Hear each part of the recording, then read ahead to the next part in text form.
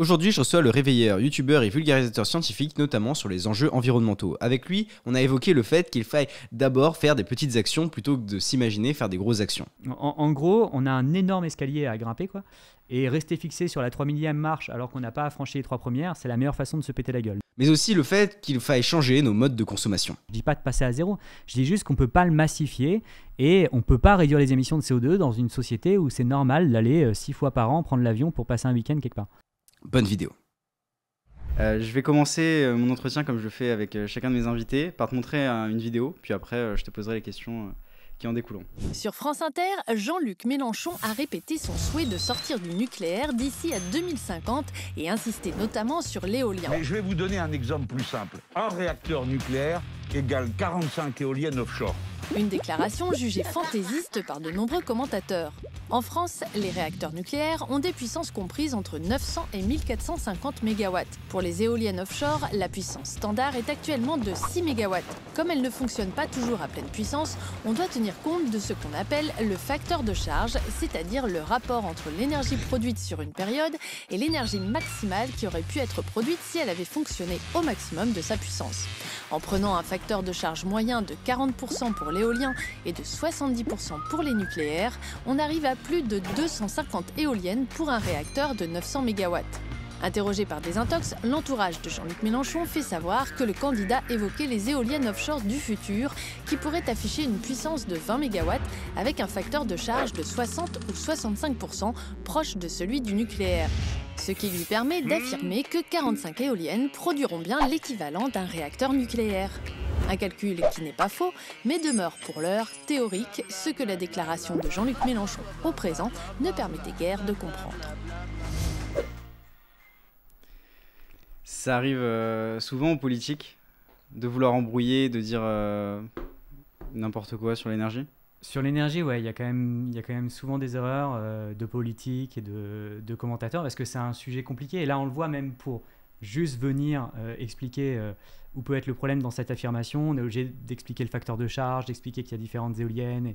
Et même le fait de vouloir les comparer comme ça, c'est un peu difficile parce qu'une éolienne et une centrale nucléaire ne vont pas avoir le même rôle sur le réseau électrique. La centrale nucléaire, elle a un facteur de charge qui aujourd'hui se réduit parce qu'on a des petits problèmes sur le parc. Mais on le choisit plus ou moins quand on l'arrête ou quand on la redémarre, alors qu'une éolienne, on est tributaire du vent. Donc ça n'a pas les mêmes rôles et même les comparer comme ça, c'est pas évident. Et puis surtout, ce qui est un peu dommage, je trouve, dans ces discours politiques, moi, personnellement, c'est de vouloir opposer le nucléaire et les éoliennes, comme si l'opposition, elle se faisait ici. Moi, sur la chaîne, je parle de différents problèmes environnementaux, mais quand même beaucoup du changement climatique. Le changement climatique, le gros problème, c'est les émissions de CO2 qui sont liées à la combustion de ressources fossiles. Voilà, en France, on est un pays où la majorité de l'énergie qu'on consomme, c'est l'énergie fossile. Alors certes, on a l'électricité avec du nucléaire, etc. Mais il ne faut pas oublier qu'on a énormément de pétrole, qui est une énergie fossile, et on a encore beaucoup de gaz pour des procédés industriels, également pour chauffer. Et la priorité pour le climat, c'est vraiment de sortir de ça. Donc c'est un faux débat de dire je privilégie les éoliennes au nucléaire. Alors moi, je pense que c'est un faux débat. Je pense que cette transition énergétique, on a du mal à la faire, qu'on est très lent par rapport à ce qu'on devrait faire.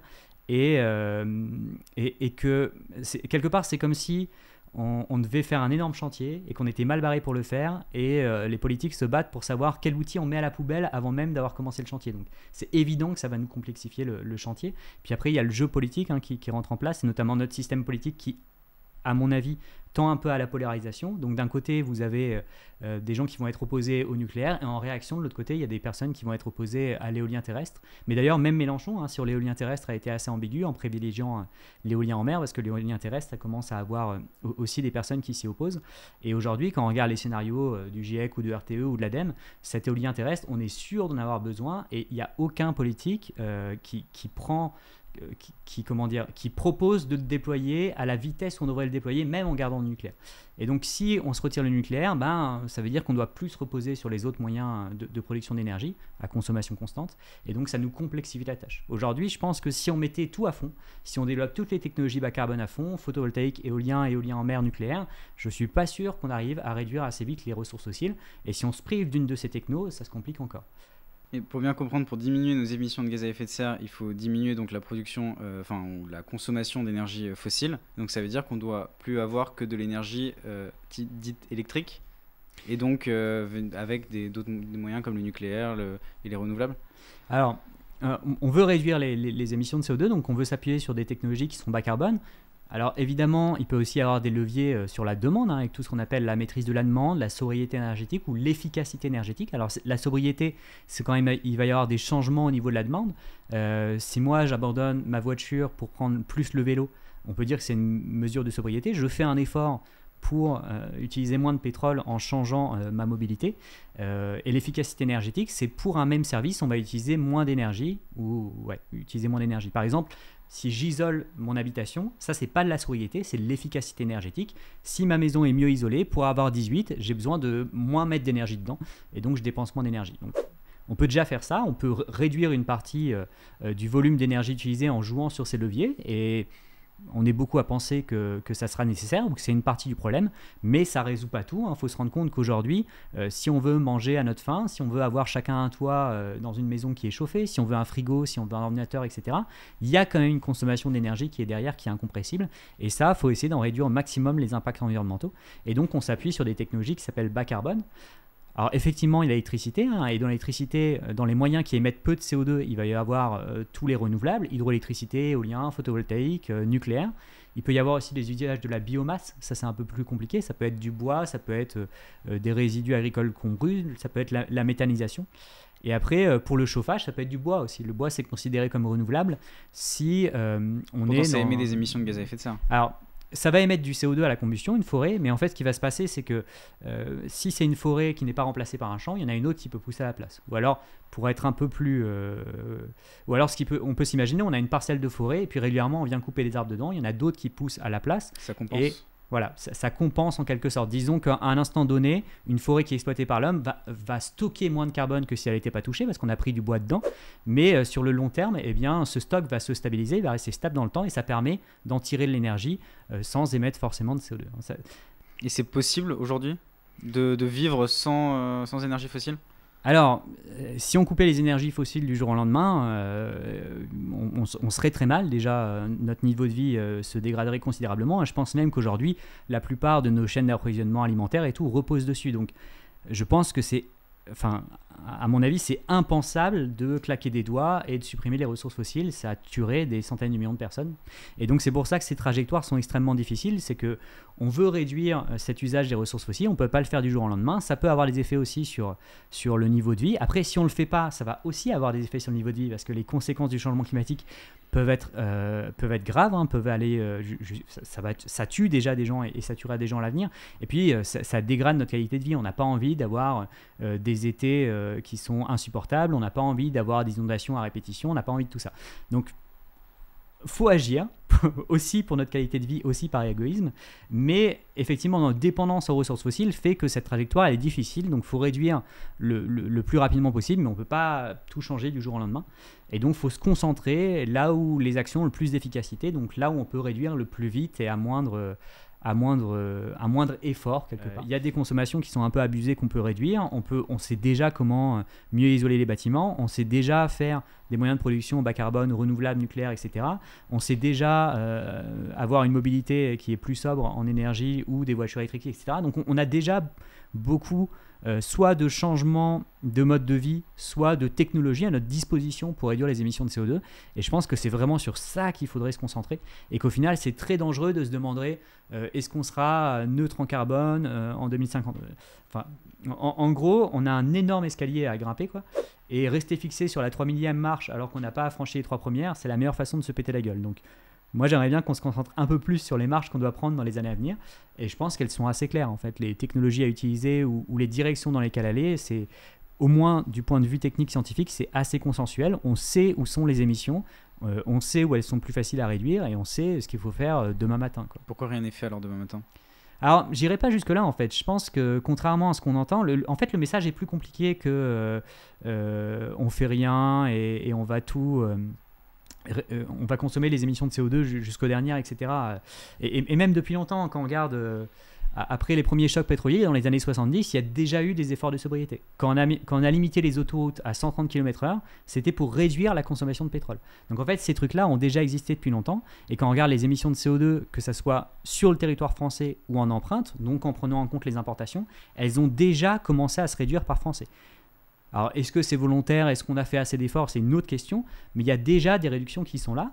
On a déjà déployé des renouvelables partout en Europe. Aujourd'hui, contrairement à certains qui disent que l'éolien, ça ne sert à rien, il me semble que dans la production électrique européenne, l'éolien produit plus d'électricité aujourd'hui que l'hydroélectricité. Donc, c'est devenu la première source renouvelable d'électricité. Ce qui est quand même... Devant le photovoltaïque aussi. Devant le photovoltaïque, ouais. Ce qui est quand même important. On voit que ces moyens fonctionnent et ça fait maintenant 15-20 ans qu'on déploie de l'éolien. Alors, est-ce qu'on le fait assez vite? Probablement pas. Est-ce qu'on le fait assez vite en France? Vraiment pas.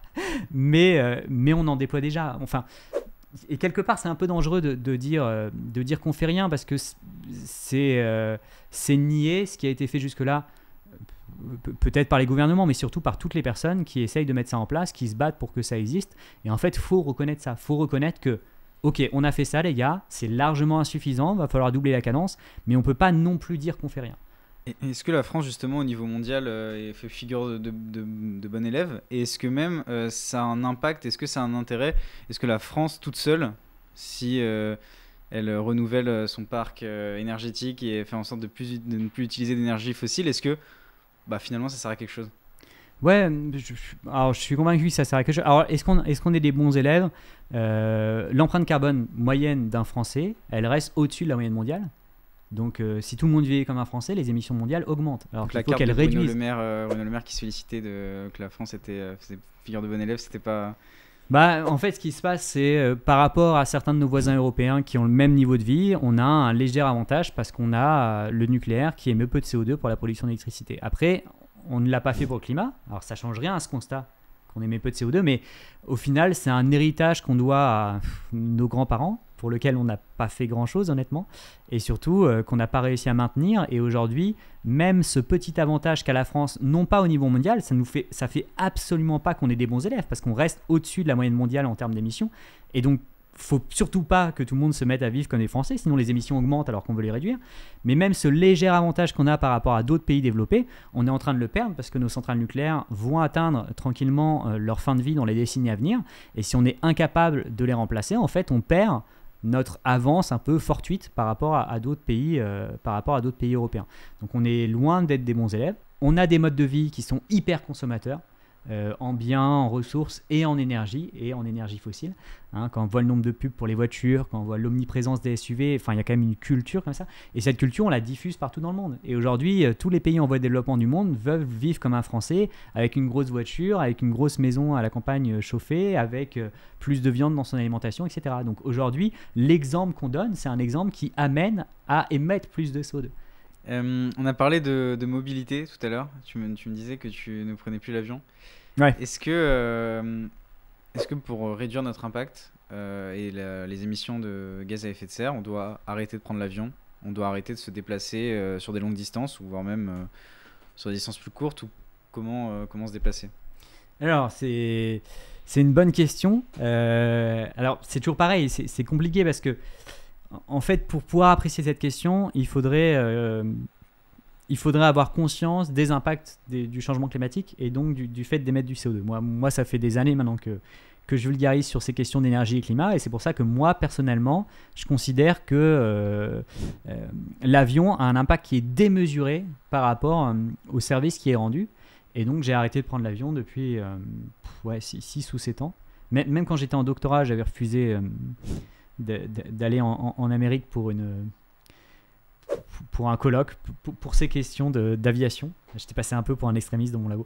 Et donc, moi, maintenant, je prends plus l'avion et je refuse de prendre l'avion. Mon frère est parti 1 an en Nouvelle-Zélande, j'ai pas été le voir. J'ai un bon pote qui a été 1 an au Canada, j'ai pas été le voir. Je suis pas très sympa avec les gens qui parlent. Mais c'est vraiment parce que je pense que l'impact est démesuré par rapport au service rendu.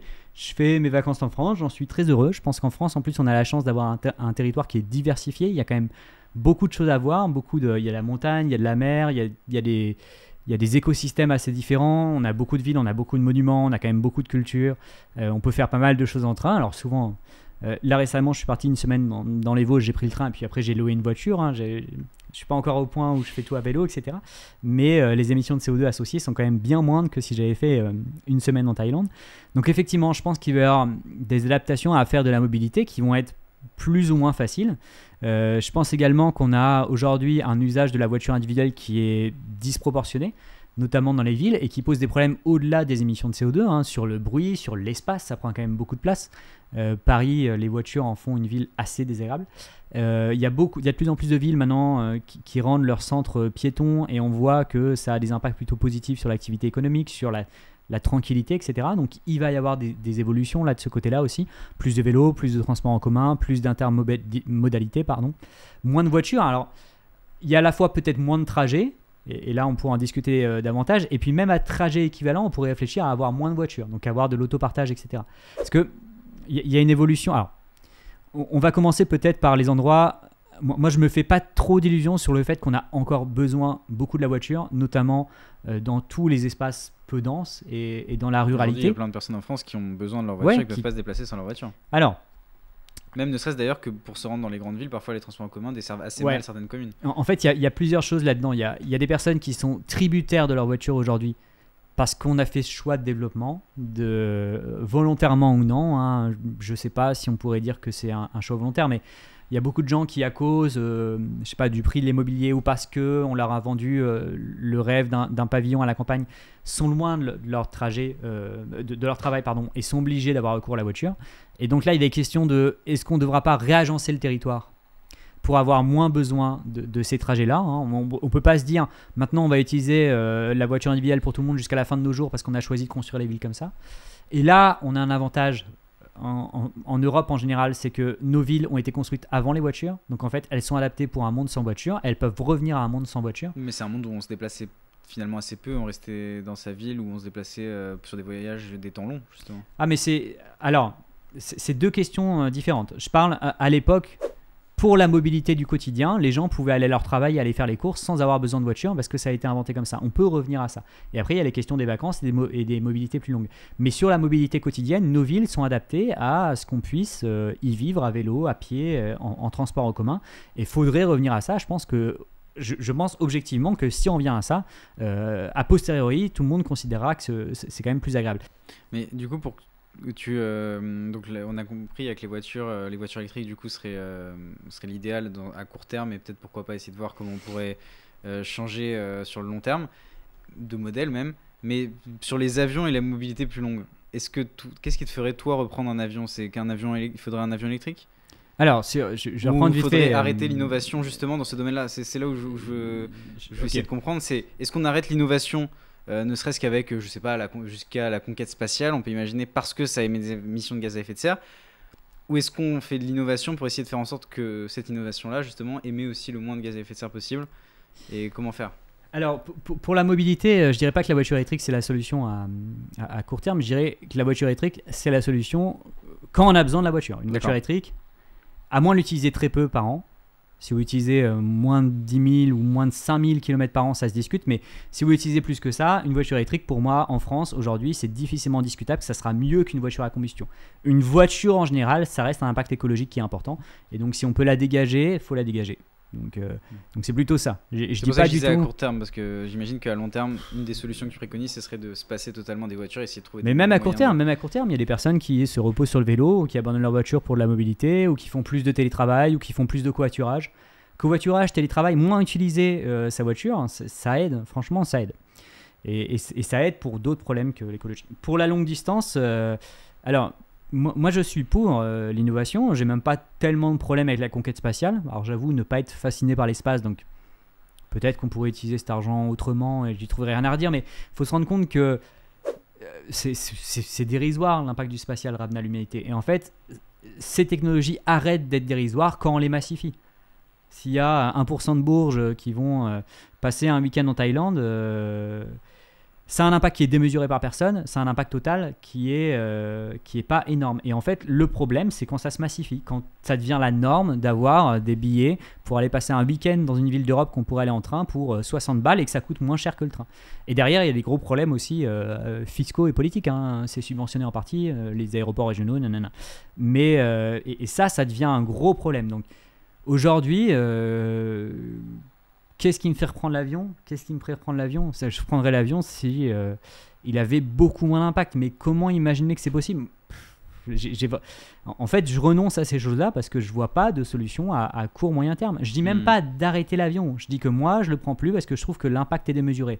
S'il y a des personnes qui doivent le prendre pour aller à une réunion importante pour des raisons diplomatiques et tout, je peux le comprendre. Je dis pas de passer à zéro. Je dis juste qu'on peut pas le massifier et on peut pas réduire les émissions de CO2 dans une société où c'est normal d'aller 6 fois par an prendre l'avion pour passer un week-end quelque part. Je pense que s'il y a des efforts à faire de sobriété, c'est sur des questions comme l'aviation, comme la température de consigne. Clairement, moi je chauffe à 18 la journée, je suis dans un bureau cet hiver à 18, je suis dans un plaid toute la journée parce que je suis assis et ça me pose pas spécialement de problème. Et là il y a des vrais gains en termes d'énergie. C'est là que, en fait, c'est tout le problème de la sobriété, des efforts sur la demande, c'est ça, c'est de se dire où est-ce qu'elles sont efficaces, quoi. Et en fait, ce qui change, c'est pas de remplacer les gobelets en plastique à la cantine par des mugs, quoi. Ça a aucun effet, ça a quasiment aucun effet sur les émissions de CO2. C'est pas de penser, quand on a l'eau froide de la douche, de mettre un arrosoir pour arroser les plantes. C'est très bien de le faire, c'est du gâchis en moins. Mais en termes d'ordre de grandeur, c'est que dalle, quoi. Alors que l'avion, la température de consigne, moins se déplacer en voiture, là, ça peut vite chiffrer, quoi. 110 km/h sur l'autoroute, c'est des mesures impopulaires, mais efficaces. Et c'est pas pour rien qu'on a mis le 130 pendant le deuxième choc pétrolier. Et donc, c'est pas toujours agréable, mais là, il y a des efforts à faire. Et il y a des trucs, moi, aujourd'hui, qui me paraissent absurdes. Il y a des personnes, par exemple, qui sont dans des bureaux où ils chauffent plus, la température de chauffe en hiver est plus élevée que la température de clim en été. Ils chauffent à 22 en hiver, mais ils veulent 18 en été. Mais faites l'inverse, les gars. Je sais pas, soyez logiques, quoi. Qu'aujourd'hui, il y a encore des climato-sceptiques. Alors, il y en a et il y en aura toujours. Et je pense que c'est important de répondre à ces arguments. Pas tant parce qu'on peut les convaincre, parce qu'il y a... Moi, j'ai échangé beaucoup avec les climato-sceptiques et les climato-sceptiques qui, peu importe les éléments, ne seront jamais convaincus. Mais c'est important pour les tierces qui pourraient écouter ces débats ou qui pourraient être perdus là-dedans. Et je pense que sur cette question-là, en fait, on doit toujours adresser cette minorité parce qu'on ne peut pas prendre la situation actuelle pour acquis, quoi. Et c'est vrai pour les droits sociaux, c'est vrai pour les droits à l'avortement, etc. On ne peut pas considérer que c'est acquis et que c'est fini. Il faut toujours se battre contre les personnes qui veulent remettre ça en question. Donc aujourd'hui, des climato-sceptiques vraiment qui remettent en question le changement climatique, il n'y en a plus beaucoup, qui remettent en question le fait qu'on est sûr que c'est à cause des activités humaines. Il y en a encore un peu et ils vont être difficiles à convaincre, mais ils peuvent avoir des influences sur des tierces qui s'intéressent au sujet. Et donc, il faut peut-être adresser leurs arguments. Et je l'ai fait en partie, hein, notamment dans les discours où j'ai décortiqué dans les vidéos où j'ai décortiqué les discours climato-sceptiques. Et puis par contre, aujourd'hui, je pense que la population dans son ensemble a conscience qu'il y a un changement climatique, ne serait-ce que parce que ça commence à se voir quand même. Beaucoup savent que c'est les activités humaines. Je pense que il y a beaucoup moins de nos concitoyens, par contre, qui ont conscience des impacts et de ce que ça veut dire à l'avenir, qui savent où on émet beaucoup les émissions de CO2 et qui savent ce qu'il faudrait faire, quoi. Et les gros problèmes, c'est perte de biodiversité, émissions de CO2, etc. Et en fait, c'est encore très très mal compris. Et en fait, il y a un truc aussi qui est important, je pense, là-dedans, c'est que même s'il y a des pays qui s'en sortent mieux que d'autres, ça serait beaucoup plus facile pour tous les pays si le changement climatique était plus lent, quoi. Y a une question qui pourrait se poser qui est est-ce que pour la Russie, je sais pas, par exemple, ça serait pas mieux 2 degrés de plus, peut-être dans 300-400 ans, quoi. Mais entre les deux, tout ce qu'ils ont construit sur le permafrost, ça va se péter la gueule, quoi. Et en fait, entre les deux, la Russie serait pas bénéficiaire du changement climatique. Bah, ils ont des impacts sur leurs infrastructures qu'ils ont construites sur du pergélisol, on devrait dire en français. Il y avait un gros impact avec une cuve diesel qui avait cédé là, parce que quand tu as construit des trucs sur un sol gelé qui est gelé toute l'année et qui commence à dégeler, ça a des impacts, quoi. Et puis surtout, faut pas croire que le sol va dégeler et qu'on va planter du blé dessus. Ça va mettre longtemps à avoir un système qui est viable, et donc toute la partie transitoire, elle est avantageuse pour personne. Et ça, faut qu'elle soit le plus lent possible. Peut-être qu'un jour, nos arrière petits-enfants réfléchiront, est-ce qu'on veut un monde à plus 0,6 ou à plus 1,4 ? Ça, honnêtement, je sais même pas si la situation pré-industrielle c'est l'optimum pour l'humanité de façon égoïste. Par contre, ce qui est sûr, c'est que peu importe si on se dit oh non, en fait c'est moins 0,5, c'est plus 1,4 qu'on vise à long terme, ce qui est sûr, c'est qu'on ne veut pas y aller rapidement. Parce que c'est très dur de s'adapter. C'est très dur de s'adapter pour nous, et les impacts, c'est surtout ces changements, c'est très dur de s'impacter pour le vivant. Les espèces vivantes, comment elles font, parce qu'on l'a dit, il y a déjà eu des changements climatiques dans le passé, comment elles font pour s'adapter? Elles vont dans l'écosystème où elles sont adaptées. Pendant les périodes glaciaires, les rennes sont dans le Massif central, au hasard, il faudrait vérifier. Et maintenant, ils sont en Norvège. Donc au fur et à mesure que ça fond, ils font des migrations vers les pôles quand ça se réchauffe et vers l'équateur quand ça se refroidit. Et donc ça va quand on prend 4-5 degrés en 10 000 ans. Mais prend 3 degrés en un siècle, c'est plus compliqué. Et pour des rennes, à la limite, je peux imaginer qu'ils courent assez vite. C'est parce qu'ils disparaissent. Mais les mammouths ont disparu. Par alors exemple. les mammouths, on les a un peu aidés. Mais c'est surtout que si on prend des espèces végétales, si on prend des arbres ou des plantes, eh bien, si elles doivent se déplacer pour suivre un changement climatique de quelques degrés par dizaines de milliers d'années, elles peuvent se déplacer comme ça de quelques kilomètres par an en se faisant trimballer leurs graines. Si on imagine un changement de quelques degrés par siècle, en fait, ça prend de vitesse cette capacité du vivant, d'adaptation du vivant. Donc pourquoi la chute de la biodiversité du coup? Pas de possibilité de s'adapter, pas de nouvelle biodiversité? Alors c'est même pas de nouvelle biodiversité parce que les espèces apparaissent très lentement. C'est que la pression du changement climatique sur la biodiversité est d'autant plus forte que le changement climatique est rapide. C'est aussi simple que ça. Si on va trop vite, ça prend de vitesse la capacité d'adaptation du vivant. Parce que le vivant, il a survécu au changement passé, donc on sait qu'il peut survivre à des changements de température, sauf ceux qui sont aux extrêmes. Si tu supprimes la banquise et que les ours polaires dépendent de la banquise, les ours polaires disparaissent parce qu'ils ne peuvent pas migrer vers les pôles, il n'y a pas de pôle au-dessus d'eux. Mais si on retire les extrêmes, les autres, on sait qu'ils peuvent s'adapter parce qu'ils ont survécu au changement passé. Mais ils ont survécu au changement passé parce qu'ils étaient suffisamment lents pour qu'ils puissent se déplacer. Et aujourd'hui, on sait que pour les espèces les plus lentes à se déplacer, les plus petites et les espèces végétales, le changement climatique va être trop rapide pour leur capacité d'adaptation. Est-ce que y a une personne que tu apprécies ou pas d'ailleurs, que tu aimerais voir dans ce format, dans l'épisode de Pour Œil? Bonne question. Ben, sur l'énergie, ou le climat, vous pouvez inviter Maxence Cordier par exemple, qui est pas mal actif sur Twitter, qui discute de tout ça, ou Greg de Temerman aussi, qui parle pas mal d'énergie. Et d'ailleurs, j'ai lu le bouquin de Maxence il y a pas longtemps, qui est bien, et celui de Greg aussi. On les recevra avec plaisir. Voilà, sur l'énergie, ouais, je pense à eux. Dernière question, est-ce qu'il y a une phrase qui t'accompagne au quotidien et que tu aimerais partager avec ceux qui nous regardent? Ok, alors j'avais pas noté ces questions, donc j'ai pas préparé, donc je vais dire la première qui me traverse. Alors il y a une phrase d'un climatologue italien, vu que j'ai pas préparé, je me souviens pas de son nom. Sur le changement climatique, en fait, il y a un truc qu'il faut comprendre, c'est on a parlé de la nécessité de réduire les émissions de CO2. Et ça, on veut le faire pourquoi? Pour éviter l'ingérable, pour éviter d'arriver dans un monde où la température est trop élevée et où les impacts sont démesurés.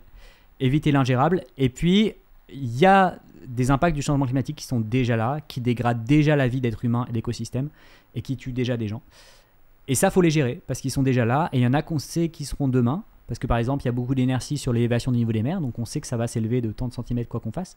Et donc ça, il faut le prendre en compte et il faut essayer de préparer au maximum les sociétés humaines, voire les écosystèmes. Et ça, c'est gérer l'inévitable. Et je trouve cette phrase assez belle. Gérer l'inévitable, éviter l'ingérable. Voilà, le plan pour lutter contre le changement climatique. Ok, merci beaucoup Rodolphe. De rien. Cet épisode de Pour Œil est terminé, j'espère qu'il vous a plu. Si c'est le cas, n'hésitez pas à vous abonner, à activer la petite cloche pour être notifié lorsqu'une prochaine vidéo sortira, à mettre un j'aime et à nous laisser votre avis en commentaire, ça nous intéresse. C'était Antonin pour Le Crayon, salut.